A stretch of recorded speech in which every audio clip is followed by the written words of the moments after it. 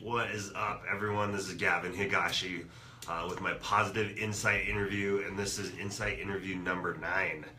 So today I got Bryce Babcock, who I'm excited to talk with. Again, the mission for these videos is just to breathe positivity into Facebook and just kind of into our lives on a daily basis, and when I can do these videos as much as I can. So anyways, thanks for watching. For those of you that are watching this, let's kind of get started, man. So tell us a little bit about you. So tell me about, married, kids, that kind of stuff.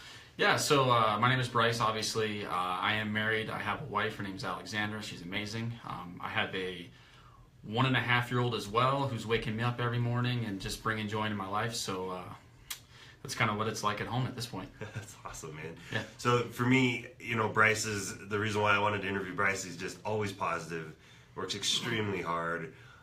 And so I always like to dig in to kind of see, like, why are people working as hard as they are, and what's driving them, and that's why I'm doing these videos. So so kind of go into it. Tell me what are your whys? Why do you wake up? What gets you going?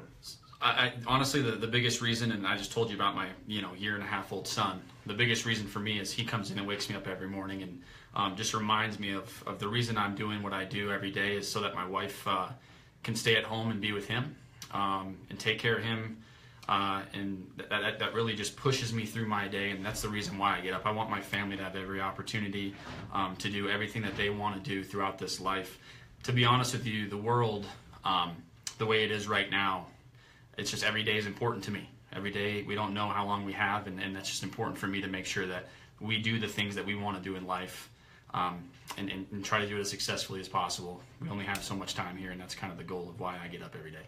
That's awesome, man. A lot of the guys I follow, they all talk about that. Like, talk about, thinking about death, thinking about your funeral, and like thinking about all that stuff. That really is motivating, and it sounds negative or fearful, but the reality is it's good to be thinking about Completely. that stuff down the road. Oh yeah, totally. So, any challenges that you remember overcoming that you really grew from and learned from? I mean, for me, my whole life, just growing up from when I was young to right now, and I think the reason why I am where I am at today is just based off of, I've always been a very competitive, driven type of person, meaning that no matter what was going on when I was younger, I always was trying to just make myself a better person at whatever I was doing every single day. I don't have any specific, in sales, we have challenges every single day. I don't have a specific challenge that comes to mind where it's, that was the reason why I do it today, but I think every day I have a challenge, and every day in sales, trying to get over the hump every single day, and then waking up the next morning and pressing the reset button and going, what happened yesterday is done, whether it was good or bad, awesome, but today I want to start out, kind of check things out, reset, and move on and keep going forward. And I think that's probably the biggest thing that's driven me in my business, as well as my life since I was young, honestly. It's very cool. I know for me, it keeps my mindset going is reading, listening to podcasts, constantly getting information from people I follow. So is there anyone you follow, or what you're reading, or is there anything that's kind of influencing you on a daily basis? So a little background on me is I've coached high school sports for 7 years. I really take a lot of pride in making young men who they are today, trying to mold them into good human beings, not so much the X's and O's, but more about kind of how they're going to take the life after high school. This world's hard, trying to prepare them that, you're not going to be given everything just like you have been, the last 4 years in high school. Things are going to start to change. And so some of my biggest influences when it comes to reading or coaching would be Herb Brooks is one of my big-time idols. And if you don't know, he was the Olympic men's hockey coach 1980 when they beat the Russians during the Cold War. Big deal. Is that the Miracle on Ice? Is that Miracle on Ice? Okay. Makes a little, yeah, exactly. And the way that he taught his players, we got a bunch of college kids going out to play in the Olympics, and they're going up against pros from all these other different countries. You had to become a man very quickly to be able to do what they did, and that was a very big influence on me, and why Herb Brooks is one of my favorite coaches. Was he the nicest guy in the world? Heck no, he wasn't.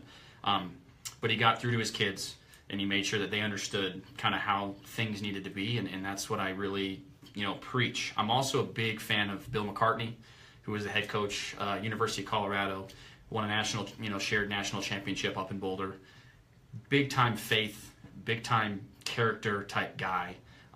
Like I said, X's and O's in sports are great, and winning is cool, but more than anything, it's important that we teach people how to become better men, how to become better women in the world, because it's hard after you get out of high school and out of college. It really is, and that's something that I really pride myself on, is trying to prepare people for the next level.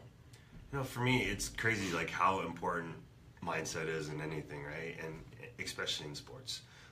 And I know with you in your coaching and Bill McCartney and Herb Brooks. Herb Brooks, yeah. Herb Brooks. I mean, obviously really good coaches. They're just so good at motivating through mindset and keeping people on task and keeping them focused. So I think it's all great stuff for us to be able to know that those are killer resources, not just in the sports world, but in the business world as well. So completely, and they're all over the place. Right? Oh yeah, like there's some good ones out there for sure. And go bust, by the way, for all you CSU yes. folks out there. Sorry about that. That is what that it will is. affect our video views, but that's okay. We don't care. So any mantras, quotes, or sayings, or anything you kind of live by? My biggest thing with my business as well as life is I'm a big quality over quantity type of guy. I just enjoy being able to put in the amount of time that I want to put in every day towards my business, and being able to separate that from the time that I'm putting in with my family and with my wife. The reason I went into sales and the reason that I enjoy being a business owner is because I now have the opportunity to coach my son when he's 5. I have the opportunity. I just took a job as a JV head coach over at Legacy High School for boys basketball, and so I'm able to do things in the community. I'm able to just make my family, my business, my life a lot more enjoyable, and that's the reason why I took this kind of position and why I'm doing what I'm doing now. And that's my quote. I would just say quality over over quantity is just such a big deal to me. I don't like to waste hours. I really don't. I think that too many people do. Don't waste hours. Give it everything you got during that time period that you're going to put, set forth for yourself, and then spend a lot of time with my family is just a big deal to me. You said that perfectly.